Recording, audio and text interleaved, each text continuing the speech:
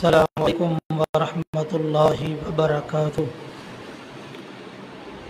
ان الحمد للہ نحمده ونستعینه ونستغفره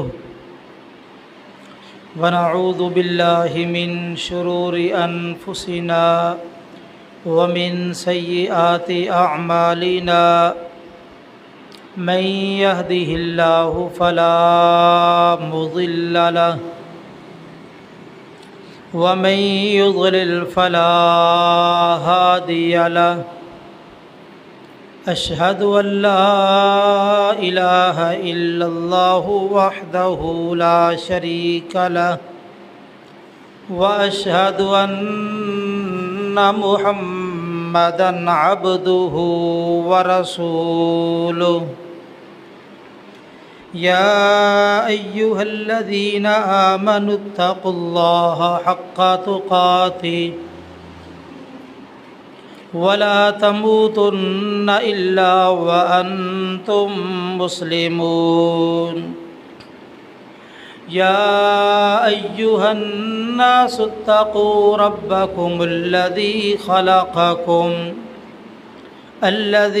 خلقكم من نفس واحدة وخلق منها زوجها وبث منهما رجالا كثيرا ونساء واتقوا الله الذي تساءلون به والأرحام إن الله كان عليكم رقيبا يا أيها الذين آمنوا اتقوا الله وقولوا قولا سديدا يصلح لكم أعمالكم ويغفر لكم ذنوبكم ومن يطع الله ورسوله فقد فاز فوزا عظيما. أما بعد فإن خير الحديث كتاب الله وخير الهدي هدي محمد صلى الله عليه وآله وسلم وشر الأمور محدثاتها وكل محدثة بدعة وكل بدعة ضلالة وكل ضلالة في النار. من يطع الله ورسوله فقد رشد واهتدى ومن يعص الله ورسوله فقد ضل وغوى. رب اشرح لي صدري ويسر لي أمري واحلل عقدة من لساني يفقه قولي. رب زدني علما. رب أوزعني أن أشكر نعمتك التي أنعمت علي وعلى والدي وأن أعمل صالحا ترضاه وأصلح لي في ذريتي إني تبت إليك وإني من المسلمين. اللهم صل على محمد وعلى آل محمد كما صليت على إبراهيم وعلى آل إبراهيم إنك حميد مجيد. اللهم بارك على محمد وعلى آل محمد كما باركت على إبراهيم وعلى آل إبراهيم إنك حميد مجيد. أما بعد فأعوذ بالله السميع العليم من الشيطان الرجيم من همزه ونفخه ونفسه. بسم الله الرحمن الرحيم. يا أيها الذين آمنوا استعينوا بالصبر والصلاة إن الله مع الصابرين.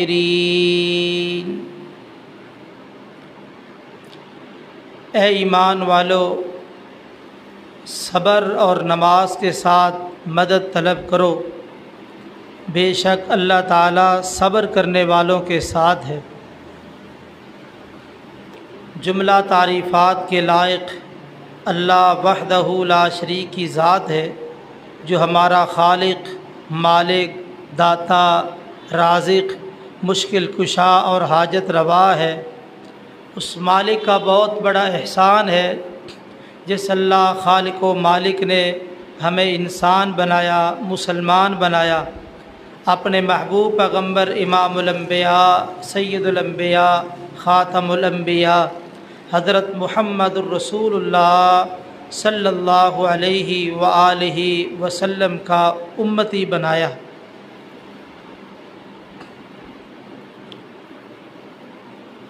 دین اسلام کامل، مکمل اور اکمل دین ہے۔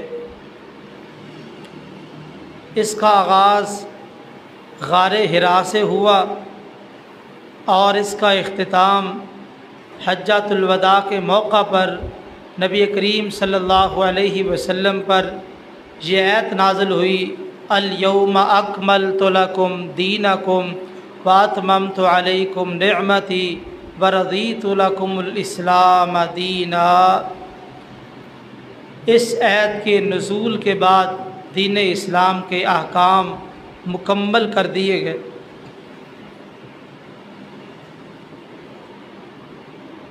دین اسلام میں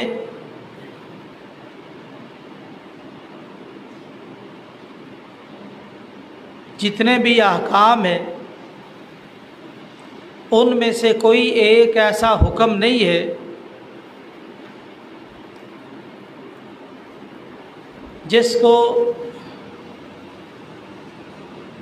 دین سے نکالنے کے لیے ہماری مرضی اور مشیت کی ضرورت ہو،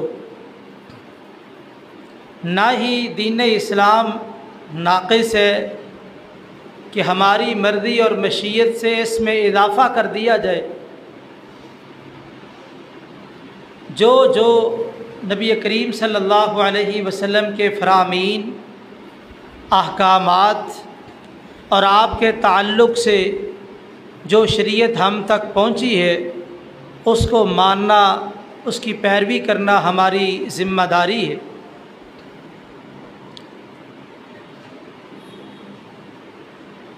لوگوں نے دین اسلام کے نام سے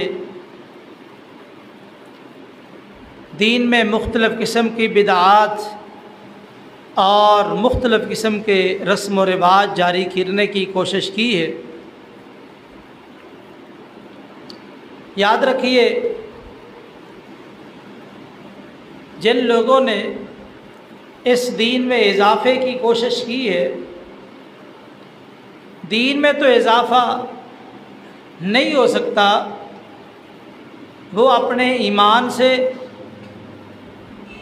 اور اپنے دین سے ہاتھ دھو بیٹھتے،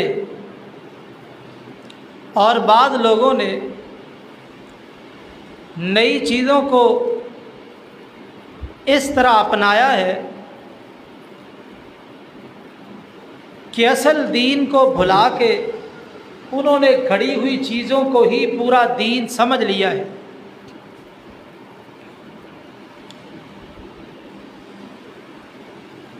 ان بنائی ہوئی اور کھڑی ہوئی چیزوں میں سے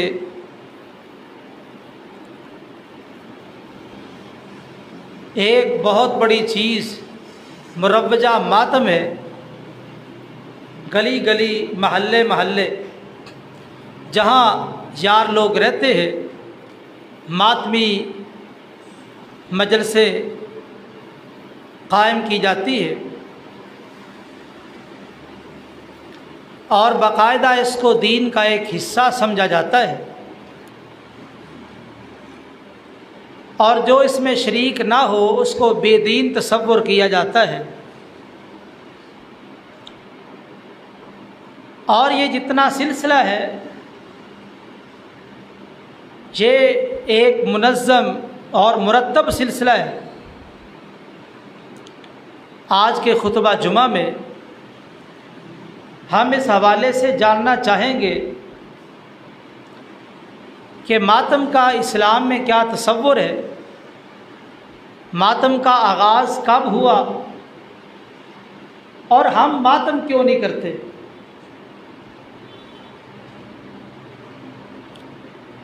جہاں تک بات ہے ماتم کے آغاز کی،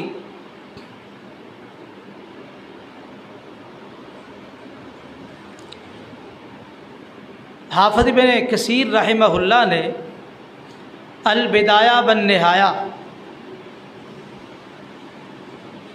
ان کی ایک معروف کتاب ہے، اس میں یہ بات ذکر کی ہے کہ ماتم کا آغاز 400 ہجری کے بعد بنی بویع نے کیا، اور عاشورہ 10 محرم کے دن لوگ جمع ہوتے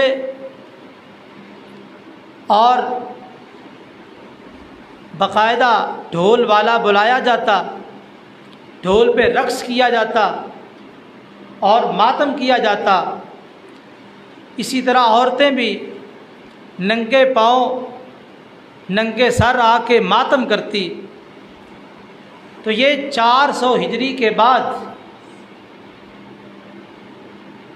اس کا آغاز ہوا ہے۔ اس سے پہلے دین اسلام کے تمام جو فرق ہے ان کے اندر ماتم کا وجود نہیں تھا۔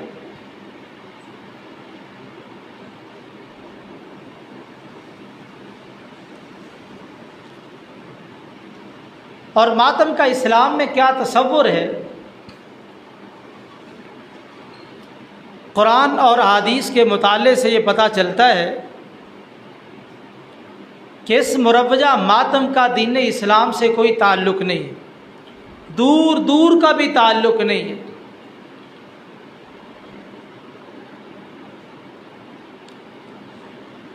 ہم ماتم کیوں نہیں کرتے؟ اس کی کئی ایک وجوہات ہے جو میں بالتفصیل آپ احباب کے سامنے رکھنا چاہتا ہوں، تاکہ ہر سننے والے اور سمجھنے والے کو کچھ بنیادی باتیں معلوم ہوں کہ ہم اس ماتم کی مخالفت کیوں کرتے، ہم اس ماتم میں شریک کیوں نہیں ہوتے۔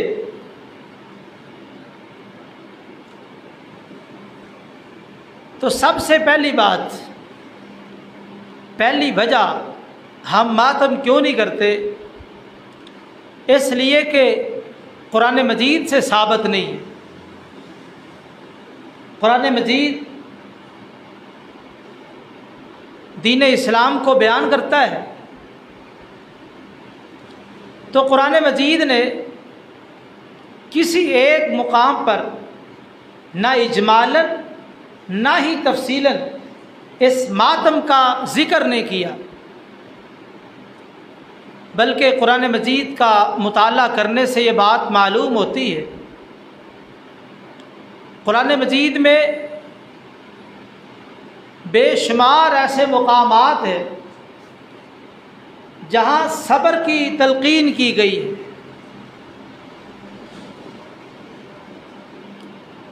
قرآن مجید میں اللہ تعالیٰ فرماتے ہیں یا ایھا الذین آمنوا استعینوا بالصبر والصلاۃ، اے ایمان والو صبر اور نماز کے ساتھ مدد طلب کرو، بے شک اللہ تعالیٰ صبر کرنے والوں کے ساتھ ہے۔ ماتم کسے کہتے ہیں؟ رونا، پیٹنا، چیخو پکار کرنا، گریبان چاک کرنا، واویلا کرنا۔ تو قرآن مجید میں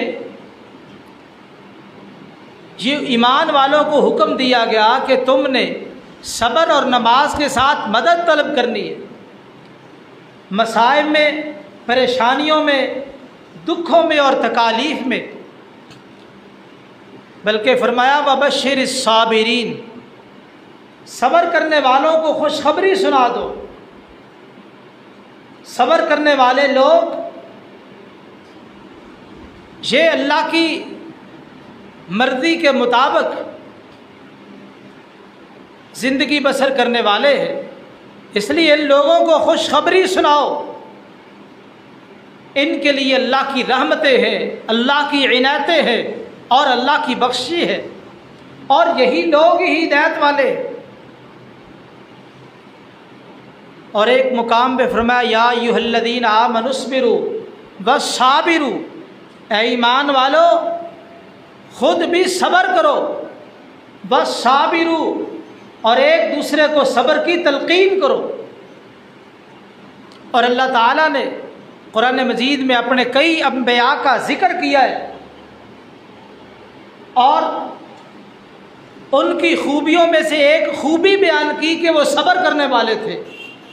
جناب ایوب علیہ الصلاۃ والسلام جو مفسرین کے بیان کے مطابق 18 سال تک بیمار رہے، لیکن کوئی جزا فضا نہیں، تو اللہ تعالیٰ نے ان کا ذکر کرتے ہوئے یہ الفاظ استعمال کیے، انا وجدناہ صابرا، ہم نے اپنے اس نبی کو صابر پایا تھا۔ جناب یعقوب علیہ السلام کے حوالے سے کتنا بڑا صدمہ، بیٹے کا گم ہو جانا، آنکھوں سے اوجھل ہو جانا، ان کے حوالے سے بھی یہ بات ذکر کی کہ جناب یعقوب علیہ السلام نے ایسے مشکل حالات میں بھی فصبر جمیل کا کلمہ کہا کہ میں صبر جمیل اختیار کروں گا۔ صبر جمیل کسے کہتے ہیں؟ جس میں کوئی جزا فضا نہ ہو، جس میں رونا پیٹنا نہ ہو۔ تو قرآن مجید میں یہ موضوع بڑی تفصیل کے ساتھ بیان ہوا ہے، صبر کی تلقین کی گئی ہے۔ تو جب صبر کی تلقین کی گئی ہے، ترغیب دی گئی ہے، صبر کرنے والوں کی فضیلت بیان کی گئی ہے، تو اس سے پتہ چلا دین اسلام کا مقصد لوگوں کے اندر صبر پیدا کرنا ہے۔ ماتم، رونا پیٹنا، چیخو پکار یہ قرآن مجید سے ثابت نہیں، بلکہ مصائب کے وقت صبر کرنا اور اللہ کی رضا پہ راضی ہونا، یہ قرآن مجید ہمیں درس دیتا ہے۔ دوسری وجہ، ہم ماتم کیوں نہیں کرتے؟ اس کی دوسری بڑی وجہ یہ ہے کہ ماتم حدیث سے ثابت نہیں ہے۔ نبی کریم صلی اللہ علیہ وسلم کی جتنی بھی احادیث ہے، پورے ذخیرہ احادیث میں کوئی ایک ایسی حدیث نہیں جس میں ماتم کی، رونے پیٹنے کی، گریبان چاک کرنے کی اجازت دی گئی ہو۔ پوری ذمہ داری کے ساتھ کوئی ایک صحیح حدیث، روئے زمین پر جتنی حدیث کی کتابیں ہیں، کسی کتاب میں ایک صحیح حدیث ایسی نہیں ہے جس میں ماتم کرنے کی اجازت دی گئی ہو، بلکہ رسول اللہ صلی اللہ علیہ وسلم نے ارشاد فرمایا، من ضرب الخدود وشق الجیوب ودعا بدعوى الجاہلیہ فلیس منا۔ لوگوں، جس نے مصیبت کے وقت اپنے رخسار پیٹے، رخساروں کو مارا، گریبان چاک کیا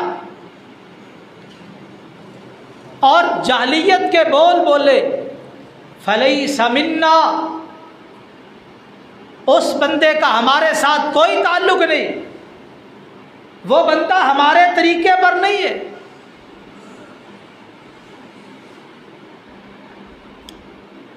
اور نبی کریم صلی اللہ علیہ وسلم نے چونکہ ماتم کا ایک معنی نوحہ کرنا، نوحہ کرنے والی اور سننے والی دونوں پہ لعنت کی ہے، تو جب نوحہ کرنا، نوحے کو سننا، ان دونوں پہ لعنت کی گئی ہے، تو ماتم کی اجازت حدیث سے کیسے ہو سکتی ہے؟ اور اسی طرح نبی کریم صلی اللہ علیہ وسلم نے اگر کسی کو دیکھا ایسی حالت میں جس سے صبر کے منافی کچھ چیز نظر آئی، تو آپ نے فوری اس کو روکا ہے۔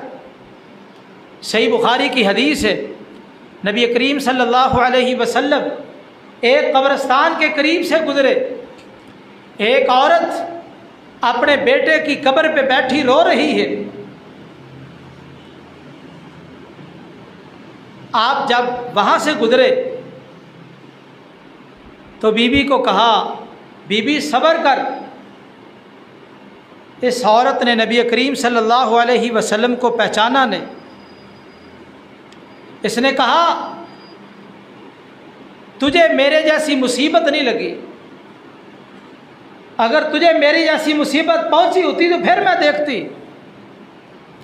نبی کریم صلی اللہ علیہ وسلم خاموشی سے چلے گئے۔ ایک اور آدمی وہاں سے گزرا، پوچھا بی بی حضور آپ کے پاس رکے تو حضور نے کیا کہا؟ کہا میں نے تو آپ کو پہچانا ہی نہیں، حضور تھے۔ عورت پریشان ہوئی، بھاگی بھاگی نبی کریم صلی اللہ علیہ وسلم کے گھر گئی۔ کہتی ہے دروازے پر کوئی دربان نہیں تھا، آپ کے پاس پہنچی، حضور میں نے آپ کو پہچانا نہیں، میں نے کچھ تلخ جواب دیا، معذرت کرنے کے لیے آئی ہوں۔ اور رہی یہ بات بیٹے کی وفات کی، کہا میں اب صبر کرتی ہوں۔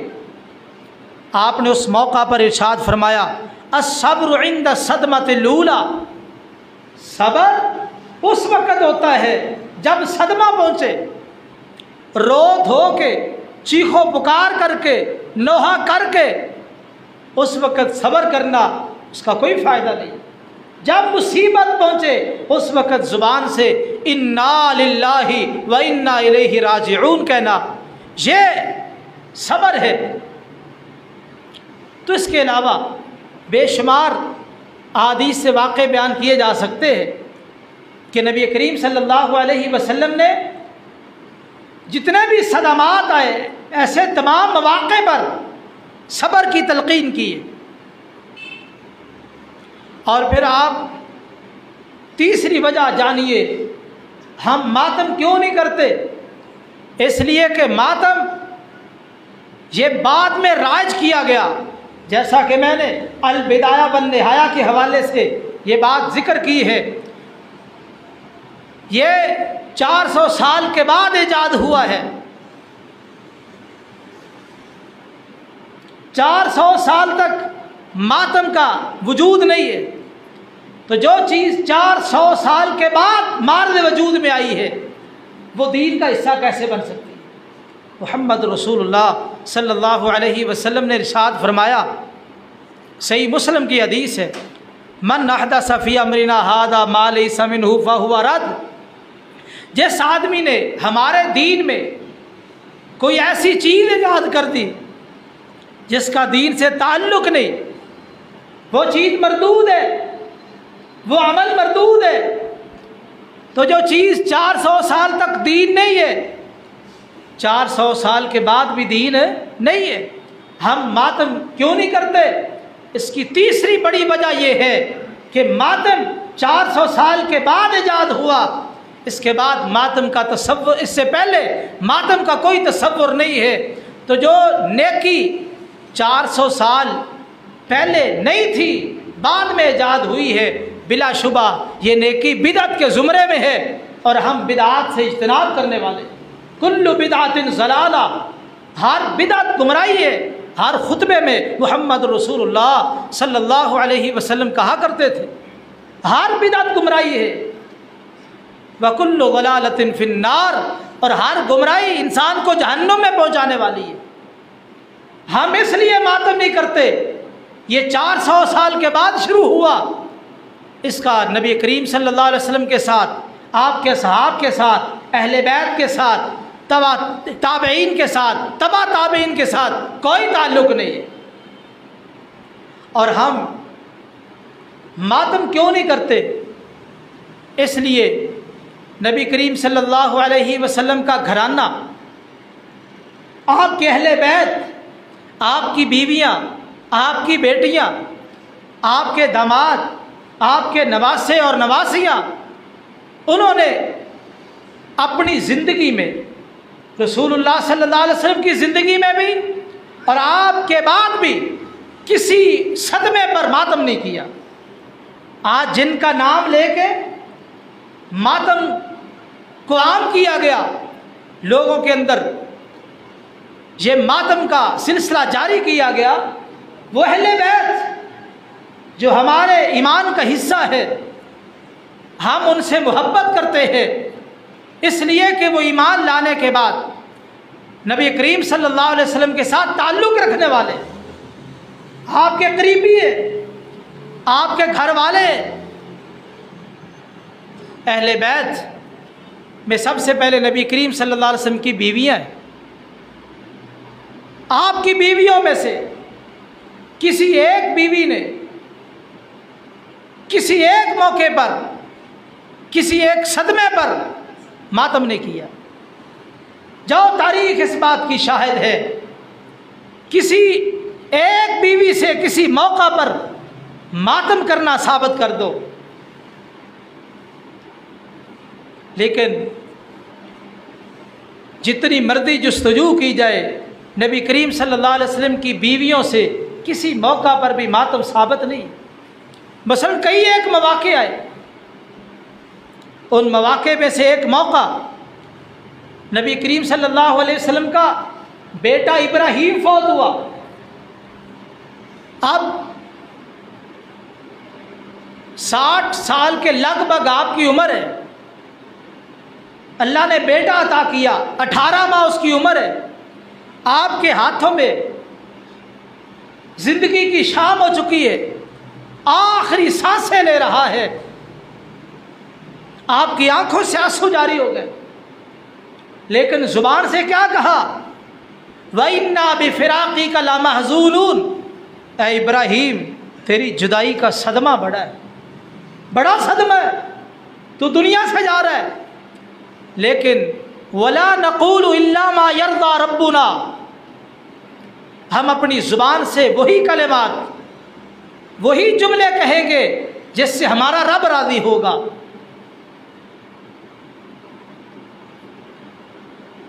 اور آپ کی بیویاں، ظاہر بات ہے نبی کریم صلی اللہ علیہ وسلم کا بیٹا ہے، ان کو بھی صدمہ پہنچا، کوئی واہ ویلا کیا، کوئی ماتم کیا، کوئی رونا پیٹنا، کوئی چیخو پکار، کچھ نہیں ہے۔ اور اسی طرح یار لوگوں نے امام معصوم کا عقیدہ رکھا ہے، کن کے 12 امام معصوم ہیں، اور پہلے امام اور معصوم کے بارے میں جو عقیدہ ہے کہ ہمارے امام جو کہہ دے، جو کر دے وہ دین ہے، ہمارے امام غلطی نہیں کر سکتے، اور سب سے پہلے امام محمد رسول اللہ صلی اللہ علیہ وسلم کو تسلیم کرتے۔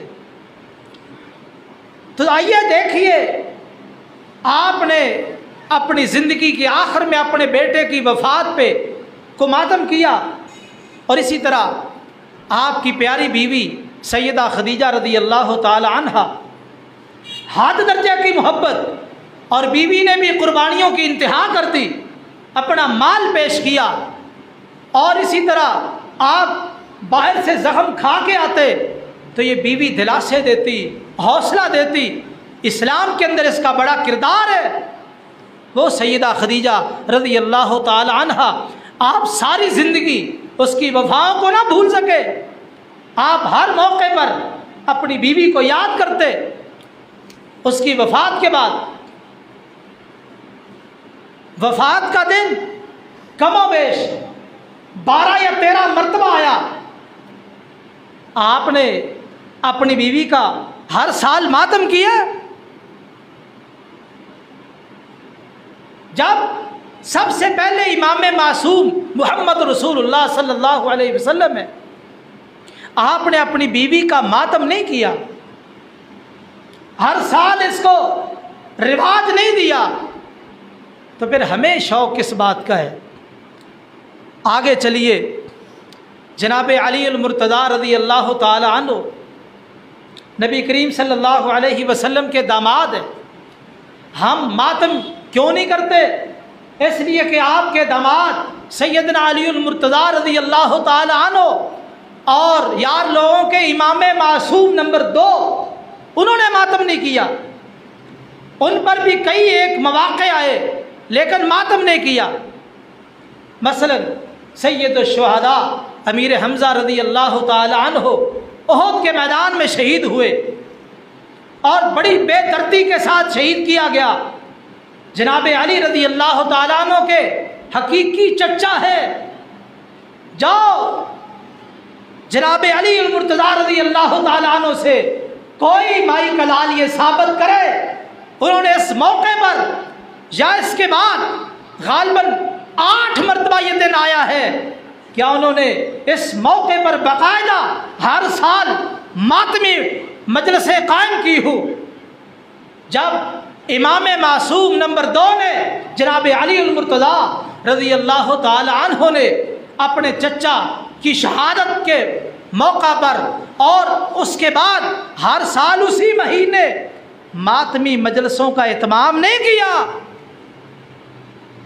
تو ہم بھی اس لیے ماتم نہیں کرتے کہ ماتم کا دین کے ساتھ کوئی تعلق نہیں۔ اگر دین ہوتا تو جناب علی ضرور ماتم کرتے۔ آگے چلیے، جناب علی المرتضیٰ رضی اللہ تعالیٰ عنہ پہ زندگی میں بڑے صدمات آئے۔ ایک بہت بڑا صدمہ نبی کریم صلی اللہ علیہ وسلم کی وفات کا صدمہ ہے۔ یہ کوئی معمولی صدمہ نہیں، بہت بڑا صدمہ ہے۔ اس صدمے کے موقع پر جناب علی المرتضیٰ رضی اللہ تعالیٰ عنہ نے کیا کہا؟ نبی کریم صلی اللہ علیہ وسلم کو غسل دے رہے ہیں، تجہیز و تکفین کا اہتمام کر رہے ہیں، اور زبان سے کیا کہتے ہیں؟ لو امرتنا بالصبر ونہیتنا عن الجزع لانفذنا عنک مع العیون۔ فرماتے ہیں حضور لولا امرتنا بالصبر، اگر آپ نے ہمیں صبر کا حکم نہ دیا ہوتا، آپ نے ہمیں جزا فضا سے منع نہ کیا ہوتا، تو ہم رو رو کے اپنی آنکھوں کے آنسو ختم کر لیتے۔ یہ کون کہہ رہے ہیں؟ جناب علی المرتضیٰ رضی اللہ تعالیٰ عنہ۔ اور حوالہ ہماری کتابوں کا نہیں ہے، نہج البلاغہ شیعہ کی موت پر کتاب ہے، اور جلد نمبر 2 صفحہ نمبر 256 ہے۔ جناب علی المرتضیٰ رضی اللہ تعالیٰ عنہ کا یہ قول وہاں موجود ہے شیعہ کی اس کتاب میں، کہ نبی کریم صلی اللہ علیہ وسلم کی وفات کے موقع پر انہوں نے کہا کہ حضور آپ نے صبر کا حکم دیا، جزا فضا سے منع کیا، اگر ایسی بات نہ ہوتی ہم رو رو کے اپنی آنکھوں کے آنسو ختم کر دیتے۔ کتنا بڑا صدمہ ہے، لیکن دین اسلام کی پیروی کی ہے، دین اسلام کی پابندی کی ہے۔ آگے چلیے، سیدہ فاطمہ رضی اللہ تعالی عنہ، کون نہیں جانتا جب نبی کریم صلی اللہ علیہ وسلم اس دنیا سے رخصت ہوئے، سیدہ فاطمہ پہ کتنا صدمہ، کتنی مصیبت پہنچی۔ اس زمین پر سیدہ فاطمہ کے جتنے بیٹے، جتنے بھائی ہوئے وہ بھائی فوت ہو چکے، جتنی بہنیں تھیں وہ فوت ہو چکی، ماں پہلے فوت ہو چکی ہے، ایک سیدہ ہے یا اس کی ایک بھانجی ہے یا اپنی اولاد ہے۔ جب نبی کریم صلی اللہ علیہ وسلم فوت ہوئے تو سیدہ کیا فرماتی ہے؟ صبت علی مصائب لو انہا صبت علی الایام سرن لیالی۔ لوگو میں تمہیں کیا بتاؤں، میرے باپ کی وفات پر، میرے باپ کی وفات کی وجہ سے میرے اوپر جو صدمات تکالیف کے پہاڑ ٹوٹے ہیں، اگر یہ ساری مصیبتیں، سارے صدمے جمع کر کے دنوں پر ڈال دیا جائے تو دن کی روشنیاں راتوں کی تاریکیوں میں بدل جائے۔ اتنے صدمات ہیں، لیکن کیا مجال ہے زبان سے واویلا کیا ہو، جزا فضا کیا ہو، کوئی رونا پیٹنا، گریبان چاک کرنا، کوئی ایسی بات ثابت ہی نہیں ہے۔ سیدہ فاطمہ رضی اللہ تعالی عنہا نے ایسے موقع پر دین اسلام کی تعلیمات، محمد رسول اللہ صلی اللہ علیہ وسلم کی تعلیمات کو تسلیم کیا اور ان پر عمل کر کے دکھایا ہے کہ دین اسلام ہمیں صبر کا درس دیتا ہے۔ بلکہ شیعہ کی کتاب فروع کافی، کتاب النکاح، جلد نمبر 2 میں یہ بات لکھی ہے، محمد رسول اللہ صلی اللہ علیہ وسلم نے اپنی بیٹی فاطمہ کو وصیت کی، بیٹا اذا انا مت جب میں فوت ہو جاؤں، کون کہہ رہے ہیں؟ محمد رسول اللہ صلی اللہ علیہ وسلم۔ کس کو کہہ رہے ہیں؟ سیدہ فاطمہ رضی اللہ تعالی عنہ کو۔ اذا انا مت فلا تخمشی علی وجہا ولا ترخی علی شعرا ولا تنادی بالویل ولا تقیمی علی ناحیہ۔ محمد رسول اللہ صلی اللہ علیہ وسلم نے اپنی پیاری بیٹی کو یہ وصیت کی، بیٹا جب میں فوت ہو جاؤں تو میری وفات کے بعد اپنے چہرے کو نوچنا نہیں، اپنے چہرے کو نوچنا نہیں۔ دوسری بات، بالوں کو بکھیرنا نہیں، اور تیسری بات، واویلا نہیں کرنا، اور میرے لیے رونے والی عورتوں کو جمع کر کے نوحہ نہیں کروانا۔ یہ حوالہ شیعہ کی کتاب فروغ کافی کا کہ پوری کائنات کے سردار محمد رسول اللہ صلی اللہ علیہ وسلم اپنی بیٹی کو وصیت کر رہے ہیں۔ جس نبی نے اپنی بیٹی کو یہ وصیت کی ہو تو کیا خیال وہ بیٹی نافرمانی کر سکتی ہے؟ تو سیدہ فاطمہ رضی اللہ تعالیٰ عنہ نے اتنے بڑے موقع صدمے پر بھی انہوں نے صبر کر کے دکھایا ہے۔ آگے چلیے، جناب حسن جناب حسین رضی اللہ تعالیٰ عنہ، سیدہ فاطمہ رضی اللہ تعالیٰ عنہ کی وفات کے موقع پر تو یہ چھوٹے تھے، ہم ماتم کیوں نہیں کرتے؟ آئیے، اس کی وجوہات میں سے ایک وجہ، سیدنا حسنین کریمین یہ دونوں آپ کے نواسے، سیدہ فاطمہ رضی اللہ تعالیٰ عنہا کے جگر گوشے، انہوں نے کسی موقع پر ماتم نہیں کیا۔ ماں فوت ہوئی، چلو چھوٹے تھے، جب باپ شہید ہوئے کوفہ کی جامع مسجد میں، اس وقت تو بڑی عمر تھی، بڑی عمر تھی۔ کیا خیال ہے اپنے باپ کی شہادت پہ ان بیٹوں نے نوحہ کیا، نوحہ کرنے والوں کو بلایا، ماتمی مجلسیں قائم کی، بلکہ سیدنا علی المرتضیٰ رضی اللہ تعالیٰ عنہ کی شہادت کے بعد جناب حسن رضی اللہ تعالیٰ عنہ غالباً 10 سال تک زندہ رہے، جناب حسین رضی اللہ تعالیٰ عنہ 20 سال تک زندہ رہے۔ جاؤ تاریخ سے کوئی ایک حوالہ ثابت کرو کہ انہوں نے اپنے باپ کی شہادت پہ نوحہ کیا۔ تمام اہل بیت میں سے کسی اہل بیت کا اپنے بڑے کی وفات پہ شہادت پہ نوحہ کرنا ثابت نہیں ہے۔ تو اتنا بڑا اسلام کے اندر جو ماتم داخل کیا گیا ہے، یاد رکھیے اس کا اسلام سے کوئی تعلق نہیں ہے۔ ہم ماتم کیوں نہیں کرتے؟ نبی کریم صلی اللہ علیہ وسلم کے نواسوں نے کسی صدمے پر بھی ماتم نہیں کیا۔ جناب حسن رضی اللہ تعالیٰ عنہ فوت ہوئے، جناب حسین رضی اللہ تعالیٰ عنہ موجود ہے، اپنے بھائی کی وفات پہ کوئی ماتم نہیں کیا، کوئی ماتم نہیں کیا۔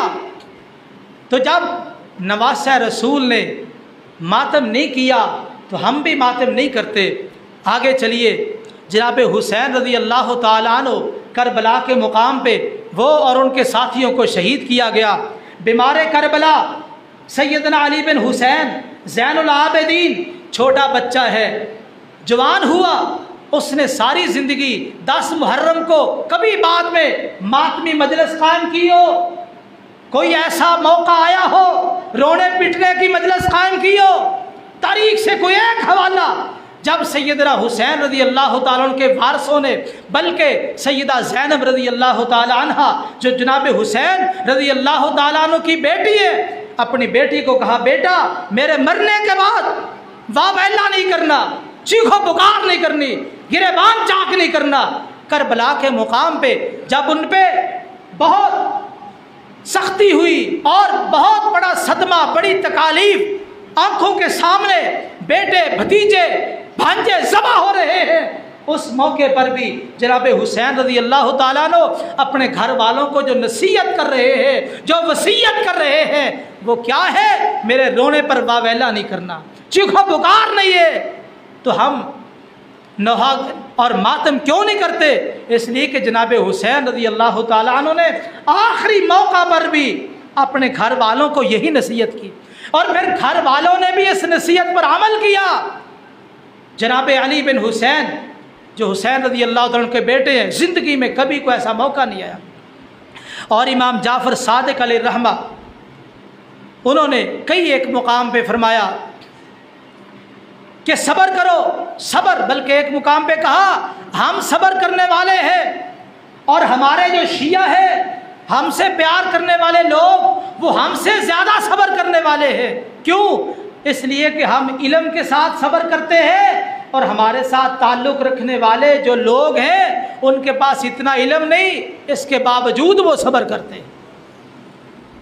تو میرے بھائیوں، یہ تمام تر دلائل اس بات پر دلالت کر رہے ہیں کہ ماتم کا اسلام کے ساتھ کوئی تعلق نہیں، قرآن کے ساتھ کوئی تعلق نہیں، احادیث کے ساتھ کوئی تعلق نہیں، محمد رسول اللہ صلی اللہ علیہ وسلم کی ذات کے ساتھ کوئی تعلق نہیں، جناب علی المرتضیٰ رضی اللہ تعالیٰ عنہ کی ذات کے ساتھ کوئی تعلق نہیں، اور نبی پاک کی ازواج کے ساتھ کوئی تعلق نہیں، سیدہ فاطمہ رضی اللہ تعالیٰ عنہ کی ذات کے ساتھ کوئی تعلق نہیں، آپ کے نواسوں کی ذات کے ساتھ کوئی تعلق نہیں، اور اسی طرح اہل بیت کا جتنا گھرانہ ہے ماتم کا ان کے ساتھ کوئی تعلق نہیں ہے، نہ انہوں نے ماتم کیا، نہ ماتم کو پسند کیا، نہ ماتم کرنے کا حکم دیا ہے۔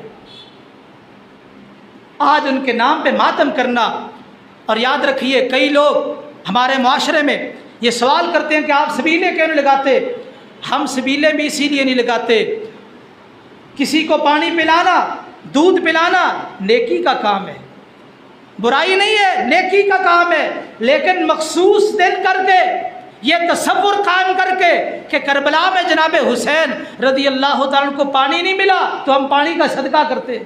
اور مزے کی بات سنو، جب اس ماتم کا آغاز ہوا 400 سال کے بعد، حافظ ابن کثیر رحمہ اللہ نے لکھا ہے جب ماتم کا آغاز ہوا لوگ سارا دن ماتم کرتے تھے، شام تک پانی نہیں پیتے تھے، اس تصور سے کہ جناب حسین کربلا میں پیاسے رہے۔ لیکن آج سبیلیں لگائی جاتی ہے، یعنی وقت کے ساتھ بدعت بدل جاتی ہے۔ لوگوں یاد رکھیے، ان ایام کو مخصوص کر کے صدقہ کرنا، خیرات کرنا، پانی کی صورت میں، چاولوں کی صورت میں یا کسی اور صورت میں، جہاں تک میں کتاب و سنت کا علم رکھتا ہوں یہ کوئی نیکی نہیں ہے۔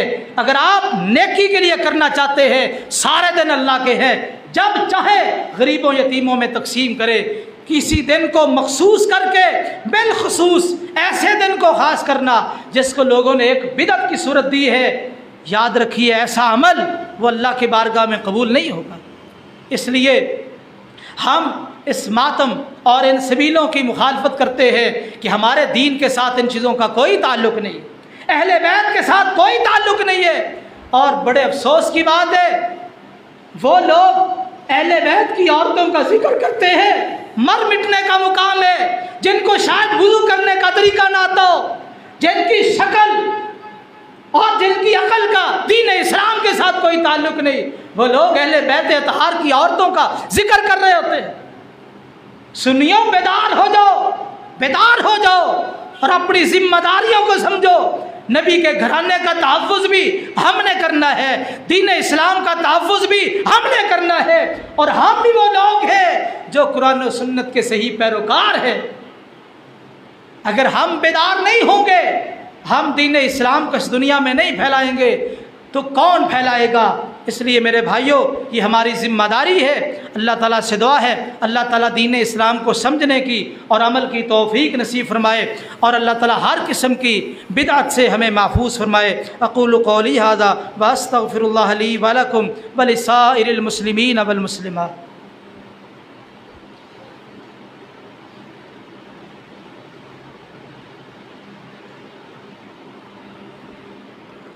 ان الحمد للہ نحمده ونستعینه ونستغفره ونعوذ باللہ من شرور انفسنا ومن سیئات اعمالنا من يهده الله فلا مضل له ومن يضلل فلا هادي له اشهد ان لا اله الا الله وحده لا شريك له واشهد ان محمدا عبده ورسوله يا ايها الذين امنوا اتقوا الله حق تقاته ولا تموتن إلا وأنتم مسلمون يا أيها الناس اتقوا ربكم الذي خلقكم من نفس واحدة وخلق منها زوجها وبث منهما رجالا كثيرا ونساء واتقوا الله الذي تساءلون به والأرحام إن الله كان عليكم رقيبا يا أيها الذين آمنوا اتقوا الله وقولوا قولا سديدا يصلح لكم أعمالكم ويغفر لكم ذنوبكم ومن يطع الله ورسوله